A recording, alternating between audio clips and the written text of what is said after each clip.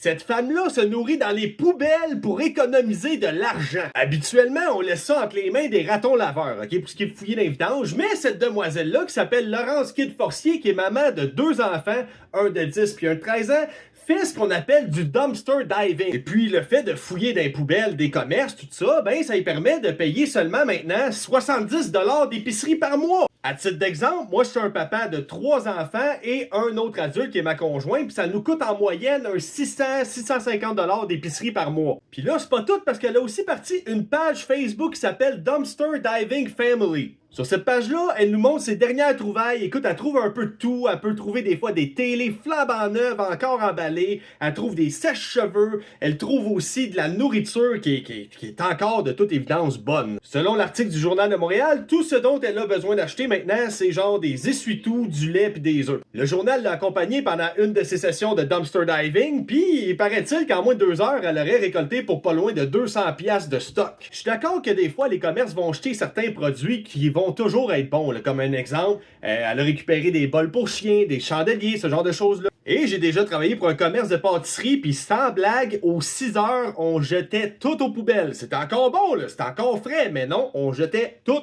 aux poubelles. Par contre, quand c'est question de nourriture, je suis pas nécessairement prêt à dire que je me sacrerais les 2 mains dans la poubelle. Regardez ici, ça c'est ce qu'elle a trouvé, là, on peut y voir du fromage, il y a des carrés au parmesan panés, on peut voir aussi de la viande froide, des genres de pepperoni. Ici, on voit qu'elle a trouvé des épices, elle a aussi trouvé du jus, des bananes, tout ça qui semble encore être bonne, honnêtement. Encore une fois, là, pour moi, c'est quelque chose qui serait trop dangereux. Écoute, moi, je pense qu'elle risque sa vie puis elle s'en rend pas compte. C'est que, tu sais, mettons un exemple. Il y a un verre de vitre qui s'est brisé. Okay, dans le commerce jette le verre en vitre aux poubelles. Et il y a une fine particule de vitre qui rentre à l'intérieur de ta bouffe, ta banane là, que tu as récupérée. Là.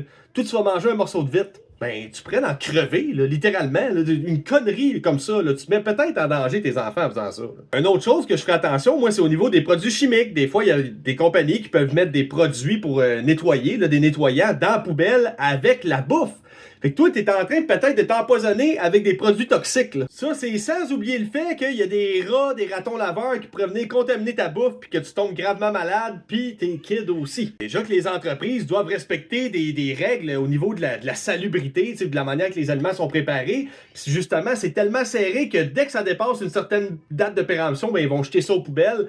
Il y a une raison pour ça, c'est justement pour éviter ce genre de complications-là qu'il pourrait avoir au niveau de la santé. Cette demoiselle-là, peut-être qu'elle saute pas en parachute, peut-être qu'elle saute pas en bungee, mais je te dirais que sa vie, elle fait du sport extrême avec ça parce qu'elle consomme des aliments qui pourraient être potentiellement dangereux. Les moyens d'économiser sur le loyer sont difficiles, les gens vont être de plus en plus créatifs sur les façons d'économiser de l'argent, mais s'il vous plaît, si vous le faites, mettez-vous pas en danger pour ça. Là.